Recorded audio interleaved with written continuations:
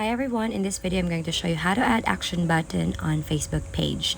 So this is an example of a Facebook page. Now from there, this is what you're going to do. Just tap that menu settings or menu bar on the bottom right of your phone.